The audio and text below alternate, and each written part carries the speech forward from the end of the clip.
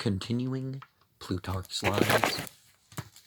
translated by John Dryden, revised by Arthur Hugh Clough. We are in Marcellus. Nor had he time to refresh his soldiers, or to give them rest, for the barbarians, they didn't know their language, or they didn't understand their language, that were then present, immediately observed his approach, and contemned him, because he had very few foot with him. The Gauls were singularly skilful in horsemanship, and thought to excel in it, and as at present they also exceeded Marcellus in number, they made no account of him. They therefore, with their king at their head, instantly charged upon him, and as if they would trample him under their horses' feet, threatening all kinds of cruelties, Marcellus, because his men were few, that they might not be encompassed and charged on all sides by the enemy, extended his wings of horse, and riding about, drew out his wings of foot in length, till he came near to the enemy. Just as he was in the act of turning around to face the enemy, it so happened that his horse, startled with their fierce look and their cries, gave back and carried him forcibly aside, fearing lest this accident, if converted into an omen, might discourage his soldiers. He quickly brought his horse round to confront the enemy, and made a gesture of adoration to the sun, as if he had wheeled about, not by chance, but for a purpose of devotion. For it was customary to the Romans, when they offered worship to the entities, to turn around, and in this moment of meeting the enemy, he is said to have vowed the best of the arms to Jupiter Feretrias, the king of the Gauls, beholding Marcellus, and from the badges of his authority conjecturing him to be the general, advanced some way before his embattled army, with a loud voice challenged him, and brandishing his lance, fiercely ran in full career at him, exceeding the rest of the Gauls in stature, and with his armor that was adorned with gold and silver and various colors, shining like lightning. These arms seeming to Marcellus, while he viewed the enemy's army drawn up in battalia,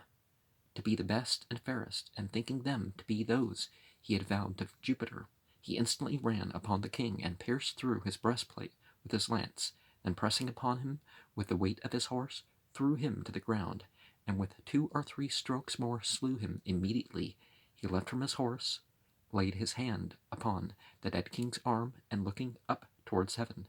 he spoke, "O Jupiter Feretrias, arbiter of the exploits of the captains, and of the acts of commanders in war and battles, be thou witness that I, a general, have slain a general. I, a consul, have slain a king with my own hand,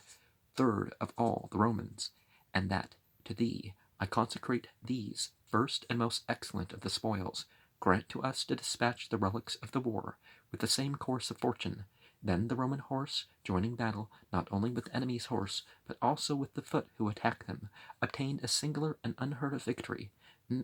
for never before or since have so few horses defeated such numerous forces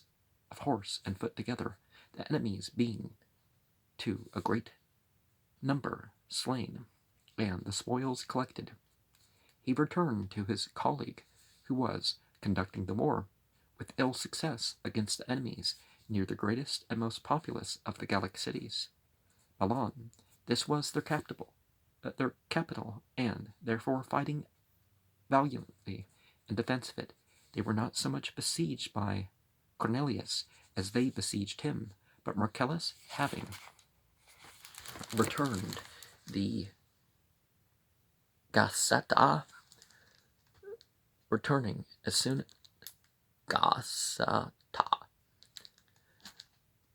as they were certified of the death of the king and defeat of his enemy, Milan was taken, and the rest of the towns, and all they had the Gauls delivered up of their own accord to the Romans, and had peace upon equitable conditions granted to them. Marcellus alone, by a decree of the Senate, triumphed.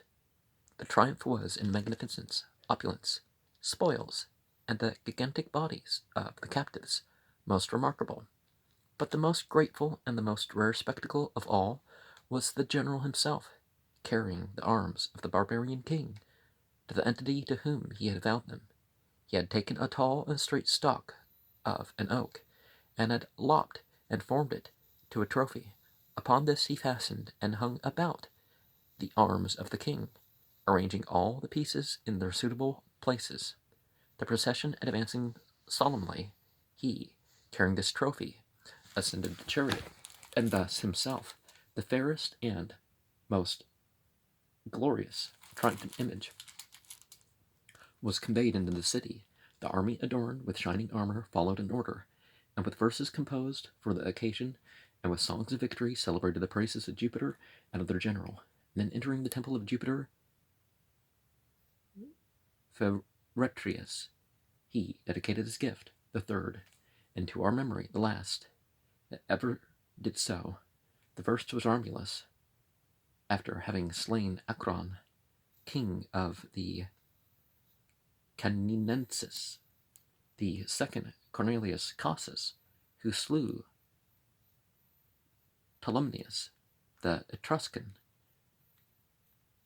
After them, Marcellus having killed Britomartus, king of the Gauls. After Marcellus, no man. The entity to whom these spoils were consecrated is called Jupiter Feretrius. From the trophy carried on the Feretrum, one of the Greek words which at that time still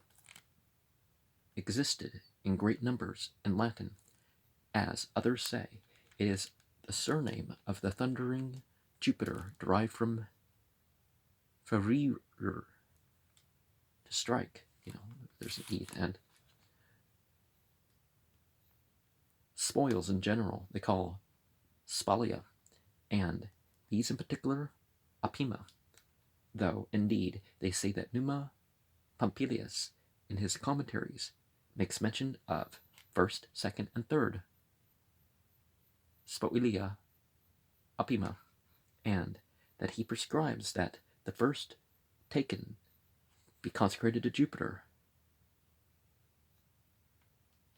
Feretrius, the second to Mars, the third to Quirinus, as also that the reward of the first be 300 donkeys, of the second 200, of the third 100. The general account, however, prevails, that those spoils only are opima, which are the general first takes in set battle, and takes from the enemy's chief captain, whom he has slain with his own hand. But of this enough. The victory and the ending of the war was so welcome to the people of Rome that they sent to Apollo of Delphi, in testimony of their gratitude, a present of a golden cup of 100-pound weight, and gave a great part of the spoil to their associate cities, and took care that many presents should be sent also to Hero, king of the Circassians, their friend and ally. When Hannibal invaded Italy, Marcellus was dispatched with a fleet to Sicily, and when the army had been defeated at Cannae, and many thousands of them perished, and a few had saved themselves by flying to Canusium, and all feared lest Hannibal, who had destroyed the strength of the Roman army, should advance at once with his victorious troops to Rome. Marcellus first sent for protection of the city 1,500 soldiers from the fleet. Then, by decrees of the Senate, going to Canusium, having heard that many of the soldiers had come together in that place, led them out of the fortifications to prevent the enemy from ravaging the country. The chief Roman commanders had most of them fallen in battles, and the citizens complained that the extreme caution of Fabius Maximus, whose integrity and wisdom gave him the highest authority, verged upon timidity and inaction. They confided in him to keep them out in danger, but could not expect that he would enable them to retaliate, fixing therefore their thoughts upon Marcellus, and hoping to combine his boldness, confidence, and promptitude with Fabius's caution and prudence, and to temper the one by the other. They sent sometimes both with consular command, sometimes one as consul, the other as proconsul, against the enemy. Facidianius writes that Fabius was called the buckler, Marcellus the sword of Rome. Certainly Hannibal himself confessed that he feared Fabius as a schoolmaster, Marcellus as an adversary, the former lest he should be hindered from doing mischief, the latter lest he should receive harm himself. And first, when among Hannibal's soldiers, proud of their victory, carelessness and boldness had grown to a great height, Marcellus, attacking all their stragglers and plundering parties, cut them off, and by little and little diminished their forces. Then, carrying aid to the Neapolitans and Nolans, he confirmed the minds of the former, who indeed were of their own accord faithful enough to the Romans. But in Nola he found a state of discord, the Senate not being able to rule and keep in the common people, who were generally favorers of Hannibal. There was in the town one Bontius, a man renowned for his high birth and courage. This man, after he had fought most fiercely at Cannae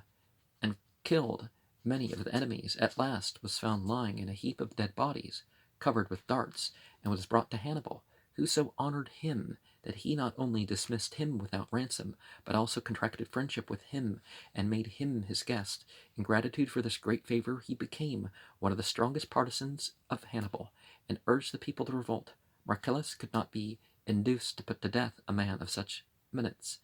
and who had endured such dangers in fighting on the Roman side, but knowing himself able, by the general kindliness of his disposition, and in particular by the attractiveness of his address, to gain over a character whose passion was for honor. One day, when Bantius saluted him, he asked him who he was, not that he knew him before, but seeking an occasion of further conference. When Bantius had told who he was, Marcellus, seeming surprised with joy and wonder, replied, "Are you that Bantius, whom the Romans commended above the rest, that fought at Cannae, and praise as the one man that not only did not forsake the consul Paulus Amelius, but received him in his own body, many darts thrown at him?" Bantius, owning himself to be that very man, and showing his scars, "Why then," said Marcellus, "did not you, having such proofs to show of your affection to us, come to me at my first arrival here? Do you think that we are unwilling to requite with favor those who have well deserved, and who are honored even by our enemies?" He followed up his courtesies by a present of a war horse and 500 drachmas of money. From that time Bantius became the most faithful assistant and ally of Marcellus, and a most keen discoverer of those that attempted innovation and sedition. These were many, and had entered into a conspiracy to plunder the baggage of the Romans, when they should make an eruption against the enemy. Marcellus, therefore, having marshalled his army within the city, placed the baggage near to the gates, and by an edict forbade the Nolans to go to the walls. Thus, outside the city no arms could be seen, by which prudent device he allured Hannibal to move with his army in some disorder to the city, thinking that things were in a tumult there. Then Marcellus, the nearest gate being, as he had commanded, thrown open, issuing forth with the flower of his horse in front, charged the enemy. By and by the foot, sallying out of another gate with a loud shout, joined in the battle. And when Hannibal opposes part of his forces to these, the third gate also is opened, out of which the rest break forth, and on all quarters fall upon the enemies, who were dismayed at this unexpected encounter, and did but feebly resist those with whom they had been first engaged, because of their attack by these others who sallied out later. Here Hannibal's soldiers, with much bloodshed and many wounds, were beaten back to their camp, and for the first time turned their backs to the Romans. There fell in this action, as it is related, more than 5,000 of them. Of the Romans, not above 500. Livy does not affirm that either the victory or the slaughter of the enemy was so great, but certain it is that the advantage brought great glory to Marcellus and to the Romans after their calamities, a great revival of confidence, as they began now to entertain a hope of that enemy with whom they contended was not invincible, but liable, like themselves, to defeats. Therefore, the other consul being deceased, the people recalled Marcellus, that they might put him into his place, and in spite of the magistrates, succeeded in postponing the election till his arrival, when he was by all the suffrages created consul, but because it happened to thunder the augurs accounting that he was not legitimately created, and yet not daring, for fear of the people, to declare their sentence openly. The tumbly. Marcellus voluntarily resigned the consulate,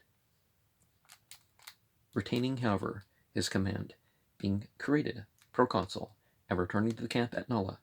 he proceeded to harass those that followed the party of the Carthaginians, on whose coming with speed to succor them, Marcellus declined a challenge to set battle, but when Hannibal had sent out a party to plunder, and now expected no fight, he broke out upon him with his army. He had distributed to the foot long lances, such as are commonly used in naval fights, and instructed them to throw them with great force at convenient distances against the enemies, who were inexperienced in that way of darting, and used to fight with short darts hand to hand. This seems to have been the cause of the total rout and open flight of all the Carthaginians, who were then engaged. There fell of them 5,000, 4 elephants were killed, and 2 taken. But what was of the greatest moment, on the 3rd day after, more than 300 horse, Spaniards and Numidians mixed, deserted to him, a disaster that had never to that day happened to Hannibal, who had kept together in harmony an army of barbarians, collected out of many various and discordant nations. Marcellus and his successors in all this war made good use of the faithful service of these horsemen. He now was a 3rd time created consul, and sallied over into Sicily, for the success of Hannibal had excited the Carthaginians to lay claim to that whole island, chiefly because, after the murder of the tyrant Hieronymus, all things had been in tumult and confusion in Syracuse, for which the reason the Romans had sent before to that city a force under the conduct of Appius as praetor.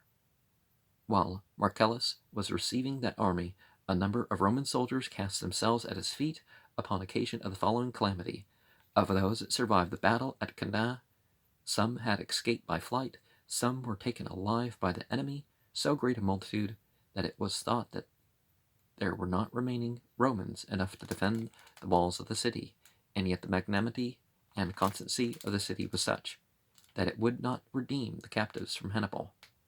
though it might have done so for a small ransom. A decree of the Senate forbade it, and chose rather to leave them to be killed by the enemy, or sold out of Italy, and commanded that all who had saved themselves by flight should be transported into Sicily, and not permitted to return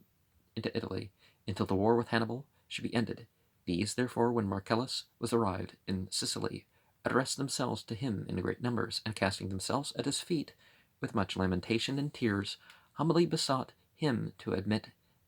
them to honorable service, and promised to make it appear by their future fidelity and exertions that the defeat had been received rather by misfortune than by cowardice. Marcellus, pitying them, petitioned the Senate by letters that he might have leave at all times to recruit his legions out of them. After much debate about the thing, the Senate decreed that they were of opinion that the Commonwealth did not require the service of cowardly soldiers. If Marcellus perhaps thought otherwise, he might make use of them, provided no one of them be honored on any occasion with a crown or military gift as a reward of his virtue or courage. This decree stung Marcellus, and on his return to Rome after the Sicilian War was ended, he upbraided the Senate that they had denied him, who had so highly deserved of the Republic, liberty to relieve so great a number of citizens in great calamity. Now, Sicilian may not be the ancient pronunciation, I don't know, but I'm inserting that. Otherwise, I'm tending to give it more ancient sounding pronunciation of what we have here.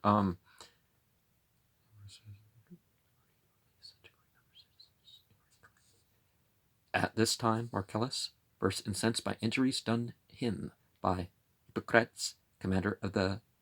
Syracusans, who, to give proof of his good affection to the Carthaginians and to acquire the tyranny to himself, had killed a number of Romans at Leontini, besieged and took by force the city of Leontini, yet violated none of the townsmen,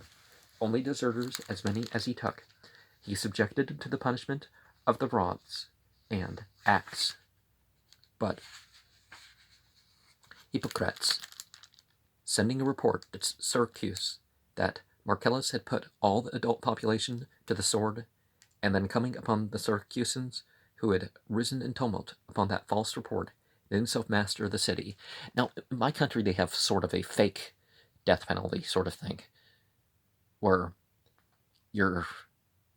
at least psychologically tortured by prison for even decades, instead of just, executing you. But if they're going to execute you, why in the world do they need to beat it out of you first?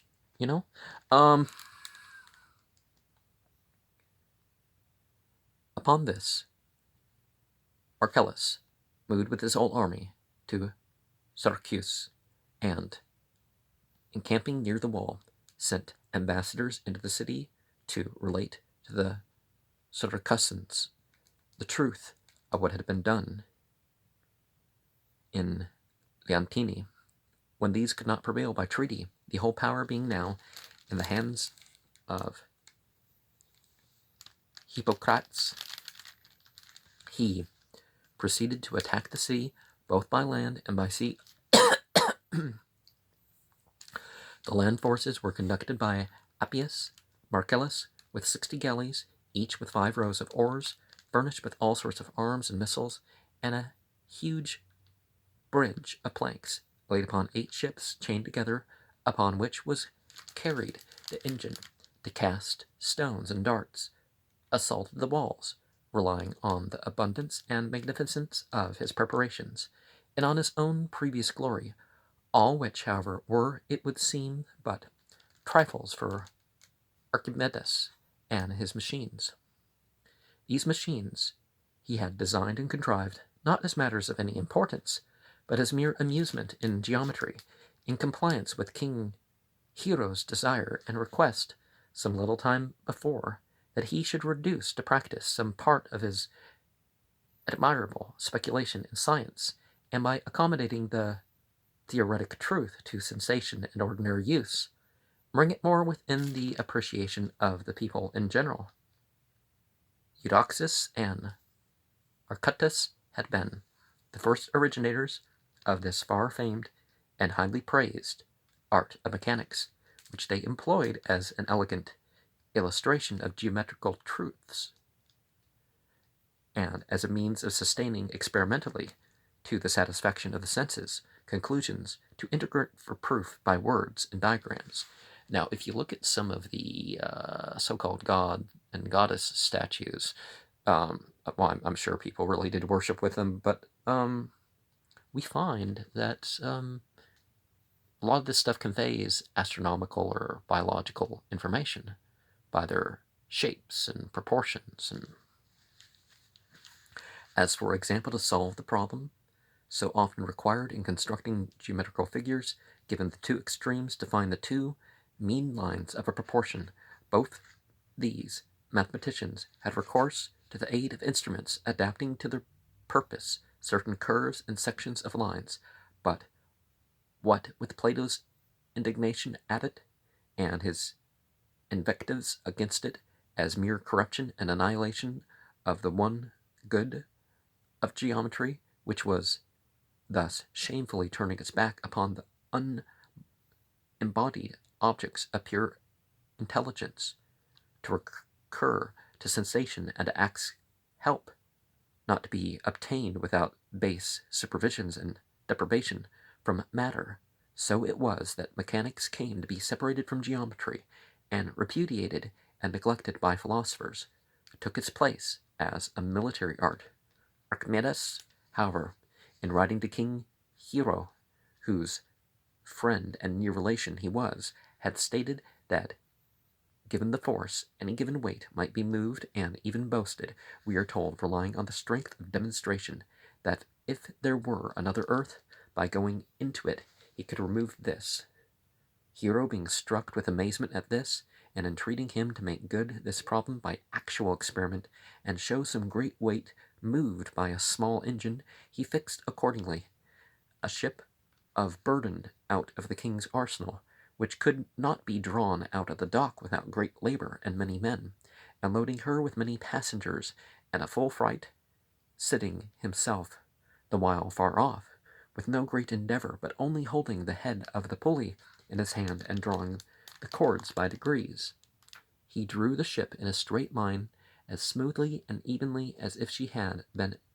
in the sea. The king, astonished at this, and convinced of the power of the art, prevailed upon Archimedes to make him engines accommodated to all the purposes, offensive and defensive, of a siege. These the king himself never made use of, because he spent almost all his life in a profound quiet and the highest affluence, but the apparatus was, in most opportune time, ready at hand for the Saracens, and with it also the engineer himself.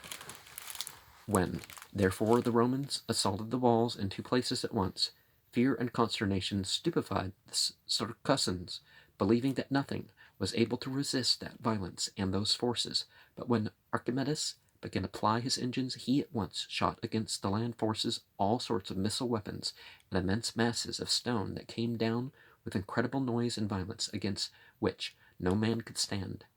for they knocked down those upon whom they fell in heaps, breaking all their ranks and files. In the meantime, huge poles thrust out from the walls over the ships sunk, some by the great weights which they let down from on high upon them, others they lifted up into the air by an iron hand or beak like a crane's beak, and when they had drawn them up by the prow and set them on end upon the poop, they plunged them to the bottom of the sea, or else the ships, drawn by engines within,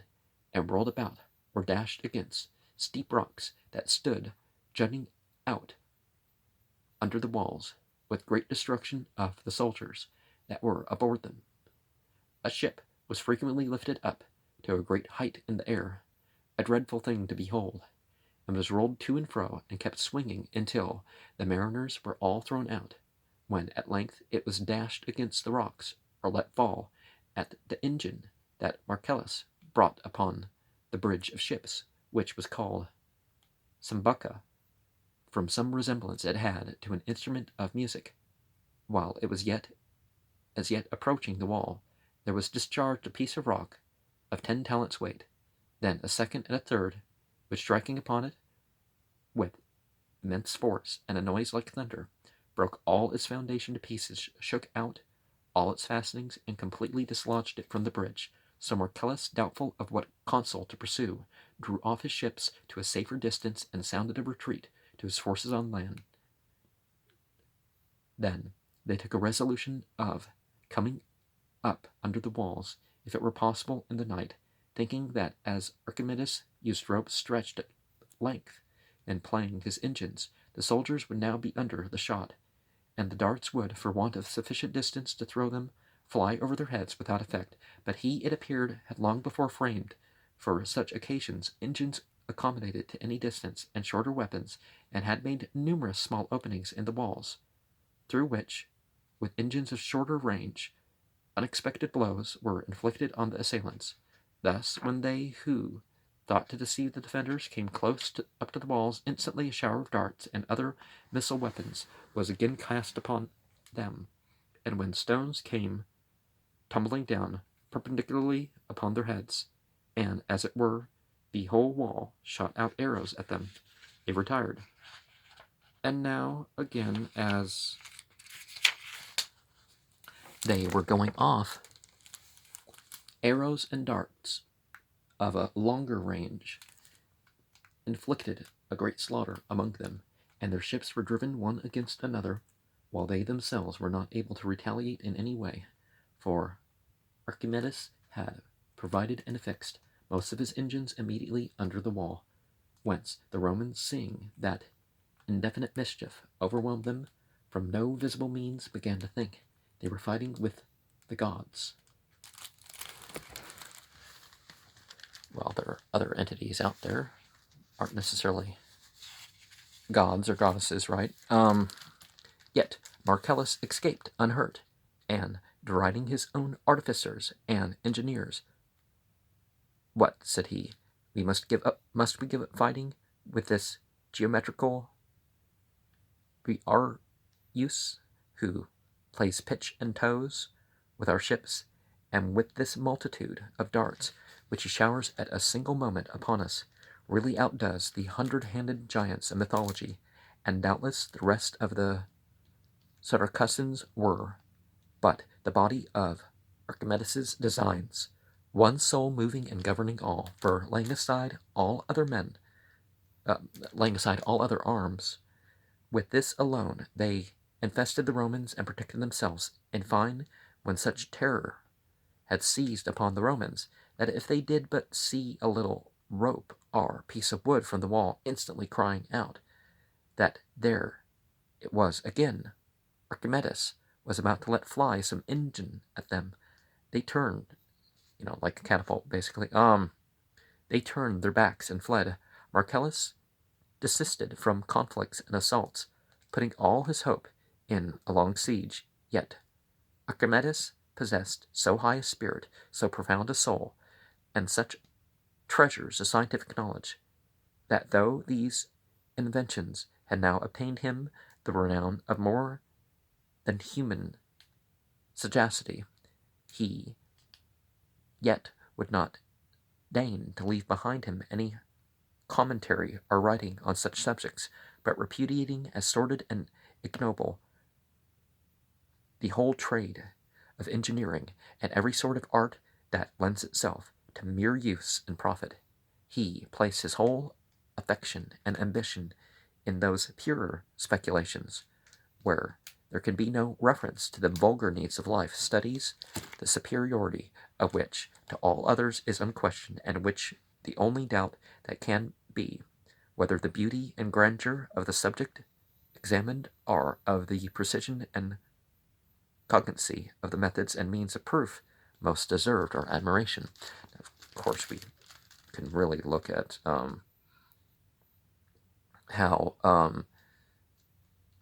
the highest is not to have this separate thing, but to include everything as part of one's devotion, right?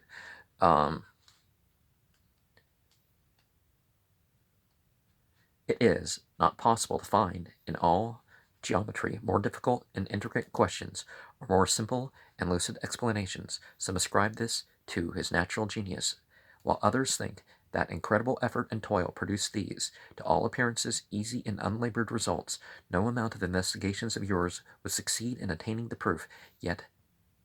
once seen, you immediately believe you would have discovered it by so smooth and so rapid a path that leads you to the conclusion required, and thus it ceases to be incredible that, as is commonly told of him, the charm of his familiar and domestic Siren made him forget his food and neglect his person, to that degree that when he occasionally carried by absolute violence to bathe, or have his body anointed, he used to trace geometrical figures in the ashes of the fire, and diagrams in the oil on his body, being in a state of entire preoccupation and, in the truest sense, divine possession with his love and delight in science. His discoveries were numerous and admirable, but he is said to have requested his friends and relations that, when he was dead, they would place over his tomb a sphere containing a cylinder, inscribing it with the ratio which the containing solid bears to the contained. Yeah, they weren't going to do that, right?